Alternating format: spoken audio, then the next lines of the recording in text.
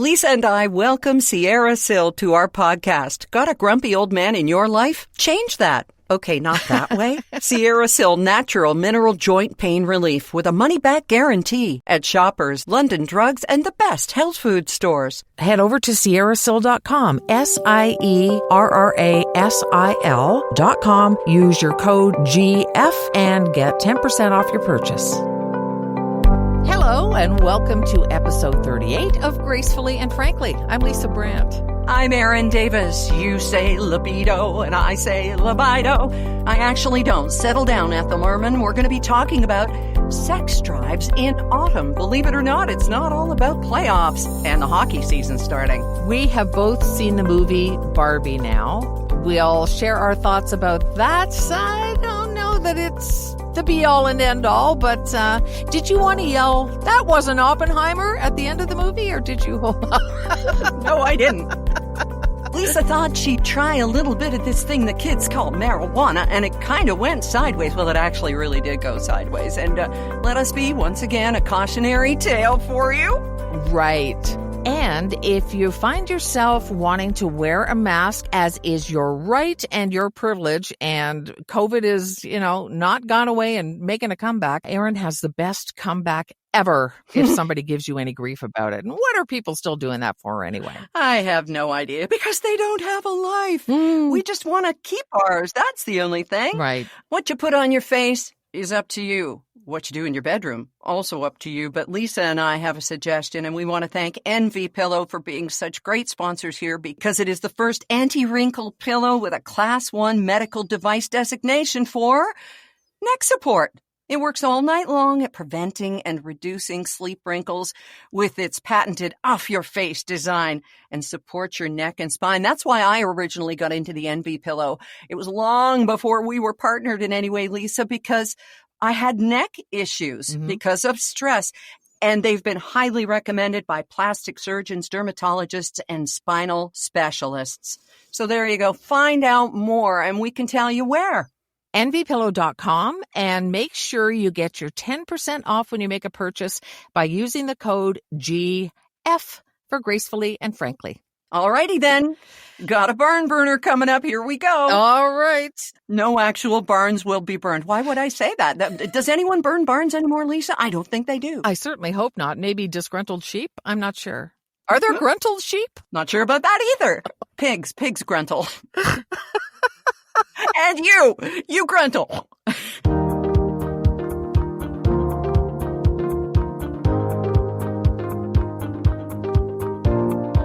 Okay. Before we actually get into episode 38 today, I had this idea in the shower the other day.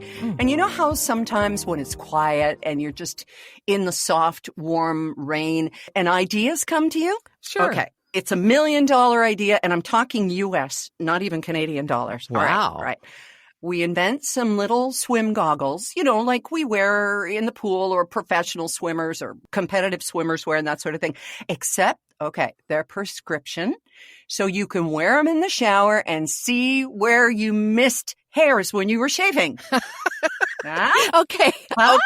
So this is not only a shower idea, it's a shower idea for the shower. Wow. Right. The other day I went to go out with shorts on, and I looked down just as I went to lock the door. I'd stepped into the sunshine and went, oh no, these legs aren't made for seeing. So I had to go back in and put on some pants. Yeah. So I was talking about bikini line, and all I could do was hope that you weren't too. It was just on your legs. Okay. No, my shorts are a little longer than that. That's the important thing. I'm not married to Kanye West. Yes. Okay.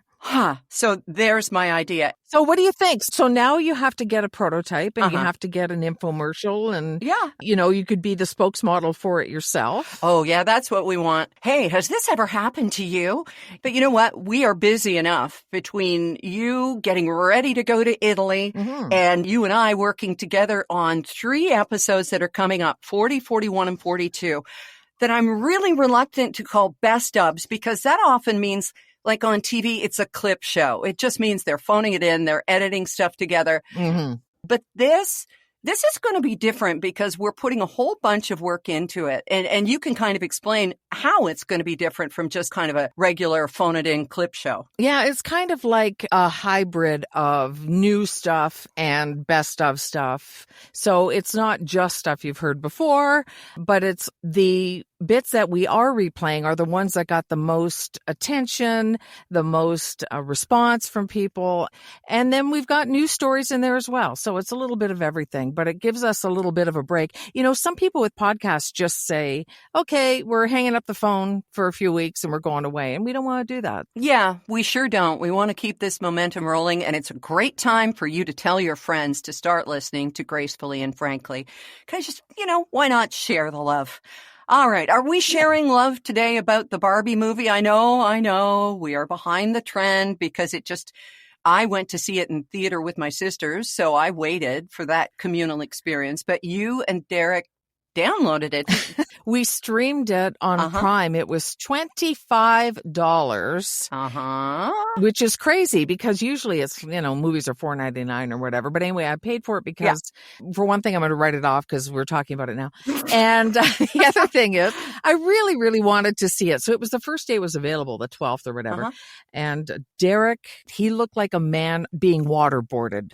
Oh, he hated it. Oh, he found nothing redeeming, not a thing redeeming about it. Nothing. Wow, Rob is looking forward to seeing it. And my sister Leslie's husband went and he wept through the whole thing, which is because he's a really sensitive guy and he really, really liked the parts just where the mother and daughter were kind of reuniting. America Ferrera's character is really great in this movie. She's everything. To me, she's the highlight of the movie. I mean, she's not a Barbie, but it just, it kind of left me a little cold too. And I started thinking that I wonder if it's because of all the hype, the Barbenheimer, when Oppenheimer came out at the same time, and that you sort of get caught up in that wave. And then nothing can live up to that. That's true. I found myself a little bored actually around the 50-minute mark, to tell you the truth.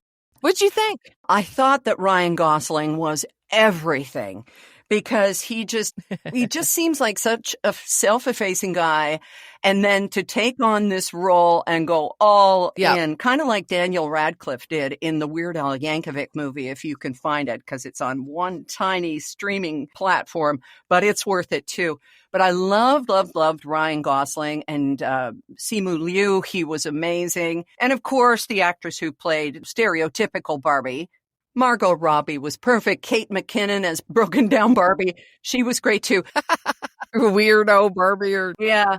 The story was interesting. It was a pro-feminist message, and there's a monologue that America Ferrera delivers. I really, really, in this theater that only had about 25 people in it, I wanted to stand and cheer. It was fantastic. And really what it was based on is, I think, something you're going to really relate to, as I do, that we all, as women in the world, in the business world, we all have to be the perfect mom, the perfect sister, the perfect employee. You can't get angry. You have to look this way. You can't this, that, and all of the restrictions that are put on us. And to me, that made the movie. Really? Yeah. Well, here's the thing. Everybody is praising Greta Gerwig, the director. And to me, I thought two things. One, it was a Mattel commercial. It was kind of like a Mattel response to Barbie being unrealistic. No, she's not. She's a feminist icon. And the other thing was, it was just so paint by numbers. There was nothing subtle about it, And my conclusion is that I'm not the target market for this movie at all. Exactly. You know what I mean? Like, they're not looking for somebody who's seen everything from When Harry Met Sally to Toy Stories through everything else as an adult. So I guess that's why it hit me that way. But some younger moms I know who went with their daughters and stuff absolutely loved it. They adored it. And I think that's who it was more or less made for. So I don't blame the movie for not hitting me right. I just think, okay, I'm not the person they were aiming at. And so that's okay. It was pretty and it was colorful and it was really, really well done. Yeah, and that Ryan Gosling number, I'm just Ken. Oh, it was fantastic. I loved it. Okay, it was, but I was ready for the movie to be over at that point. It's Whoa. like I would have liked to have seen that like in the first 20 minutes. I was ready. It's like, okay, I love Ryan Gosling. I love this thing, but just end it already. We're closing in on 2 hours. Shut up. So that's where I was. And that seems like a good place to take a break and move on, so we will.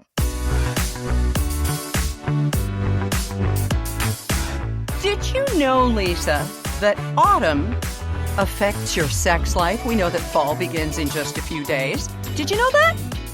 I had no idea. I would have thought spring. Well, you would think so. I mean, Tennyson thought so. He said, in the spring, a young man's fancy lightly turns to thoughts of baseball. No, love. But what happens in the fall? Well, there's a story I came across, and I thought, well, this is really interesting because you can expect your libido to rise while the leaves are falling. And the reason is autumn's the season when our levels of testosterone, yes, yours and mine, associated with sex drive, are higher than at any other time. And yeah, that's women too. We're not sure if it's related to mating season or the decreased daylight back when there was nothing else to do when it got dark. The human rutting season, is that as it was so well known? Yes. Oh, I kid. Yes, of course. Okay. Now, this is also the reason why we may get a little more curvaceous in the fall, those higher testosterone levels. And here's the interesting thing. Men think women's bodies appear more attractive in the cooler seasons, according to the journal Perception. Wow. Now, two things come to mind. Number one, is testosterone a euphemism for pumpkin spice? And number two, why would men think women are more? I mean, they've just finished seeing bikinis and, thongs and all that kind of stuff. Why would women be more attractive in the fall, I wonder? You see, you answered this question, and you will in, I think, episode 42 of our upcoming compilation shows, when we talk about you working in a nudist camp and the fact that the most arousal that you saw between couples was when there was a dance and they were clothed. Good point. You're absolutely right. So it's like, what's under that sweater type of thing. A little bit of mystery. Yep, basically. And you weren't wrong with the pumpkin spice. I know you were kidding, but according to a guy who's the founder and neurological director of the Smell and Taste Treatment and Research Foundation, there was a physical reaction to an odor mixture of pumpkin pie and donut. It led to a 20% increase of blood flow. Pumpkin pie and lavender boosted by 40%. So there you go. You're not so far off. Are we going to make new cologne here, or what's the deal? What are you wearing? I'm wearing pumpkin spice and donut. It's called Homer Simpson. Yeah. Yeah, that's right. And a little bit of lavender. And what are you wearing? Oh, definitely lavender salad dressing. I don't know. But also, especially in November and December, our bodies are in their most fertile season. And that's probably why I'm born in September and you're born in October. Your folks were a little late getting at it, but they did. Yeah. I think they had to try a little bit before. I don't want to know. Wait a minute. Let me just. No, I don't want to go there. Not what he said. Yeah.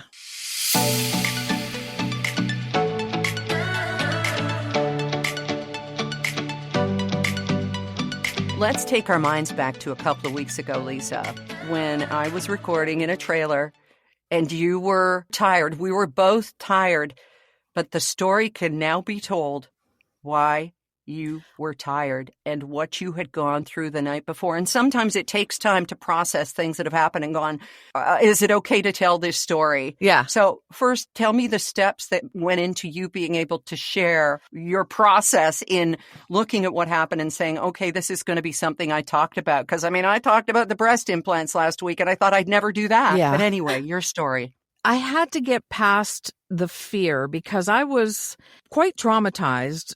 In a nutshell, and then outside the nutshell, I took some marijuana in an edible in an attempt to sleep.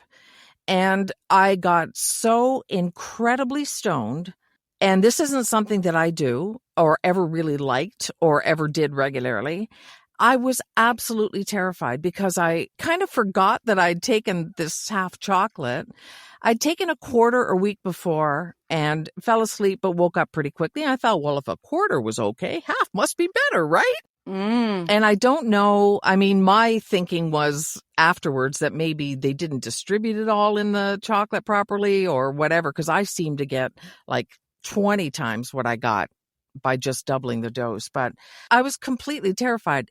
I didn't even remember eating it when the symptoms started. So yeah, I had to get over being so scared and just making sure it was out of my system. I think it took a day or two. I felt weird for a couple of days. I don't know what your experience is with marijuana, but it was absolutely not enjoyable. And I found out since from a cousin of mine who has worked at a cannabis store that it's called greening. When you have too much and you're just sort of obliterated by it, that's what it's called.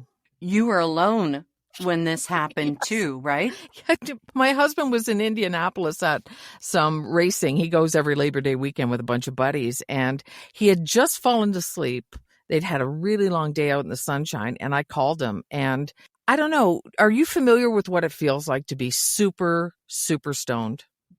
I can honestly say no. Okay, so imagine that your body has shrunk to the size of, I don't know, your smartphone, but you're still trying to operate your regular size body. So when you go to move your arm, you've only got this little tiny speck of a thing to move that giant arm. Perception of time is totally off. This was more of what they call a body stone than a headstone. So my legs didn't want to work. I'd stand up and they were wobbly and I was afraid I would fall. And you know, I fall at the best of times. So yeah, I woke my husband up and then I'd forget he was on the phone and he'd be like, hello, are you okay? And I was completely freaked out. At first I thought I might be having a stroke. So I put my arms up and, did whatever else you have to do to make sure, okay, I'm not having a stroke. And then I thought, okay, my heart's racing a little bit, but I don't feel any pressure or anything. I'm not having a heart attack. And then I went, oh, I took that pot. Could this be that? Talked to Derek, texted my brother. It took everything I had not to run next door and bang on the door to my neighbors and friends just so I wasn't alone. But I didn't do it because it was quite late. I was completely freaked out, just trying to talk myself down. And yeah, it was not a good experience at all. And even when I finally thought, okay, maybe now I can sleep, I crawled into bed again, moving this giant body with this little tiny Lisa inside, and my legs wouldn't stop jumping. And it was just like, oh man, this is not what you want when you're trying to sleep. So now CBD is something I've tried before, but there are so many varieties and versions, and CBD has the THC, the active ingredient, removed. Well, this did not. Obviously, it's marijuana, and I knew that when I took it. Right. But it never occurred to me that it would get this bad, this fast, just by doubling what I took. So yeah, I was just happy to have survived. It's really important that you do delineate those two things, because there might be some people who are half listening right now and going, oh, well, here I was going to try a CBD gummy in order to alleviate my pain or to help me to sleep tonight. Right. But this is not that. No, this is the good old THC. Yeah. And it has all of the woo-woo effects to it. So yeah, that wasn't that. No. You just wanted to have a little adventure or really just wanted to go to sleep? I really just wanted to go to sleep. But here's the thing. My pal, who shall remain nameless, who gave it to me, we had a long talk about it. Now, marijuana now is nothing like what marijuana was when we were young. It's so much stronger.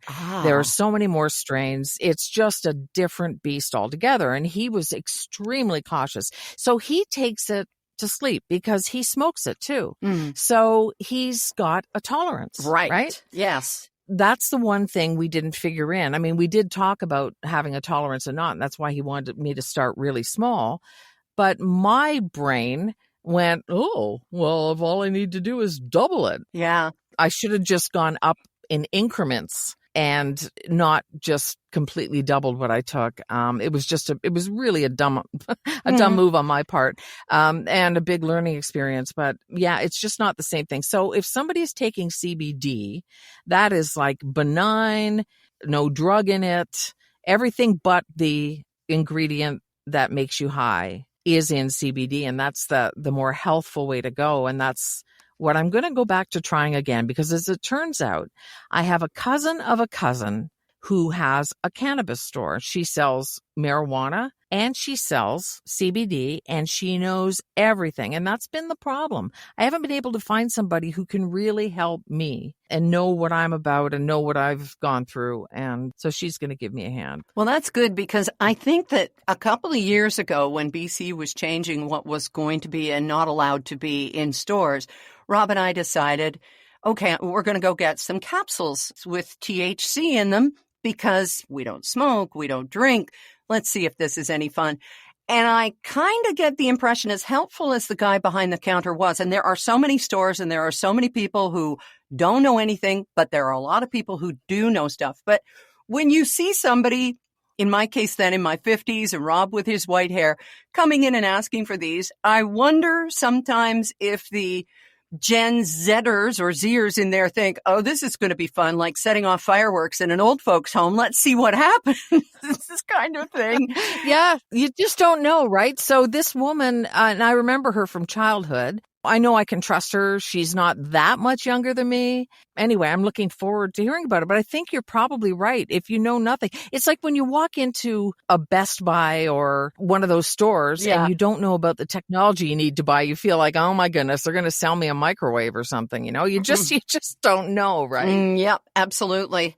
Well, thank you for sharing that with us, because it is a good reminder. And I think that a lot of us who maybe did pot way back in the day or anything like that, just a little bit or recreationally or whatever, are not aware of the changed potency.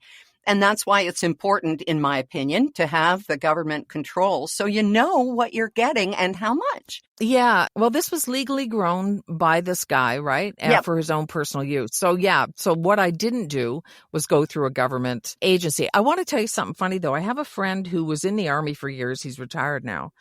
And he gets marijuana for his anxiety and different things like that. And it's covered by the government. He cannot get CBD covered. It has to be marijuana. Oh, come on. And I thought that was interesting. Yeah. I don't know why. No, I just took a second. I can't figure it out either, but hey, government. Right.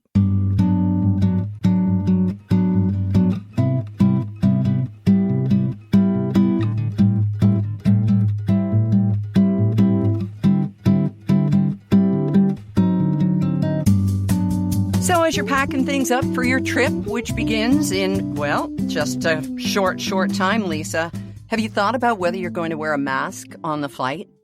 Yeah, I don't think I am. I mean, I'll have one with me so I can change my mind at any time, but I don't think so. I know there are a lot of COVID cases right now in Italy, but honestly, I'm not that concerned about it. I don't think I'm being blasé. I've had COVID. I'm boosted up the wazoo. Yeah, but it is back, and I will be my own voice of caution. I wore a mask on the flight from Kelowna back to Victoria, smaller plane, and, you know, I could suck it up for an hour. You're in for a much, much longer commute, and I totally get that. But for people who choose to wear masks, yeah, and are getting either the side eye, or some people actually get comments like, what are you wearing the mask for? I read the most brilliant response for that. Oh, good. And it comes from at Shelby Ann M101 on Twitter, or X, or whatever we're going to call it. As someone brilliant put it, I still say roll up the windows. I don't think I'm going to be calling Twitter X anytime soon. Anyway, this woman, she tweets or X'd or whatever, was confronted again about wearing a mask in the bank. Old guy, why are you wearing a mask? Me, so stupid people can't find me, but here we are. That's good. It's nobody's business. If you want to wear a mask, don't want to wear a mask. I mean, come on. Haven't we gotten past this yet? Absolutely not. It's become even a bigger lightning rod, because the information and misinformation out there, you know, our radio guru, Valerie Geller, tweeted a few weeks ago, we are drowning in information and starved for wisdom. And it's so true. It is true. And, you know, my personal hero, Neil deGrasse Tyson, one of my personal heroes, said, he was talking about misinformation. And he said, if you have 100 doctors, and 97 doctors say one thing, why in the world would you listen to the 3 that say something else? And I mean, it's just so clear, right? I don't understand. Live and let live. If somebody wants to wear a mask or whatever it is they want to wear, let them go. Except it kind of bugs me when somebody's got a balaclava on indoors. But, other than that, I just assume they're going to rob the place. But yeah. Truly. Mm-hmm.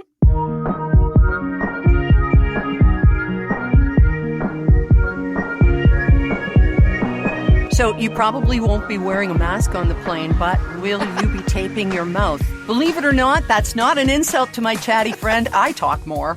But this is something you're doing? Oh, Lisa, how do you even have a sex life? But anyway, go ahead. Well, it's a thing for sleep apnea.